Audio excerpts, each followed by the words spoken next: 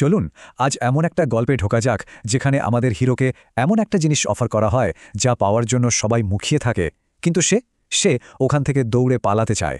দেখুন, এই আলোচনাটা শুরু হচ্ছে একটা অদ্ভুত কিন্তু বেশ গভীর সমস্যা দিয়ে। আমাদের মেইন ক্যারেক্টার, তাকে তার সম্প্রদায়ের নতুন লিডার হওয়ার জন্য সবাই মিলে চাপ দিচ্ছে। সিচুয়েশনটা খুবই টেন্স, মানে সবাই মিলে তাকে ওই পজিশনটা নিতে একরকম বাধ্যই করছে, আর তার পালানোরও কোনো রাস্তা নেই। ঠিক সেই সময় তার মাস্টার এসে হাজির হন। তার মাস্টার পুরো অনুষ্ঠানের মাঝখানে ঢুকে সবাইকে এক কথায় থামিয়ে দিলেন, আর যারা সিনিয়র ছিল তাদের কথা তো পাত্তাই দিলেন না, সোজা তাকে ওখান থেকে বের করে নিয়ে গেলেন। মানে যে প্রমোশনটা সে মরিয়া হয়ে এড়াতে চাইছিল, তার মাস্টার তাকে সেখান থেকে বাঁচিয়ে নিলেন। স্বাভাবিকভাবেই ওই সম্প্রদায়ের যে লিডার, সে তো রেগে আগুন। সে পরে স্বীকারও করে যে তার প্ল্যানটাই ছিল সবার সামনে এমনভাবে চাপ তৈরি করা যাতে আমাদের হিরো না বলতে না পারে। কিন্তু অন্য আরেকজন শিষ্যের জন্য পুরো প্ল্যানটা মাঠে মারা গেল। আচ্ছা, এবার গল্পের সবচেয়ে ইন্টারেস্টিং পার্টে আসা যাক। এখানে আমরা দেখব দুজন শিষ্যের একদম দুই রকম ভাগ্য।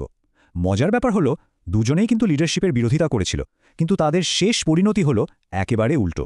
আর এখানেই আমরা এর ফলাফলটা দেখতে পাই। একদিকে আমাদের হিরো, সে তার মাস্টারের কারণে একদম সেফ, আর অন্যদিকে জুয়ো নামের যে শিষ্যটা তাকে সাহায্য করতে এগিয়ে এসেছিল, তাকে এর জন্য বিশাল একটা দাম দিতে হলো। তার নিজের মাস্টারই তাকে তাড়িয়ে দিল। আমাদের হিরো তো হাফ ছেড়ে বেঁচেছে। সে তার মাস্টারের কাছে কৃতজ্ঞ যে সে এই ঝামেলা থেকে বেঁচে গেছে। আসলে এত বড় একজন পাওয়ারফুল লিডার হওয়ার চেয়ে তার কাছে মাস্টারের শিষ্য হয়ে থাকাটাই অনেক বেশি পছন্দের।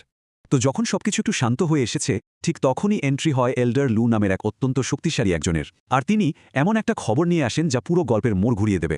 আচ্ছা, সামনে কি হতে চলেছে সেটা বোঝার জন্য এই দুনিয়ার একটা খুব জরুরি কনসেপ্ট আমাদের একটু জেনে নিতে হবে, আর সেটা হলো অ্যাসেনশন বা আরোহণ।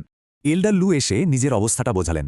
তিনি বললেন যে তিনি এতটাই পাওয়ারফুল হয়ে গেছেন যে সাধারণ নশ্বর জগৎটা আর তার শক্তি ধরে রাখতে পারছে না। মানে এই দুনিয়াটাই এখন তার জন্য একটা বিপদ।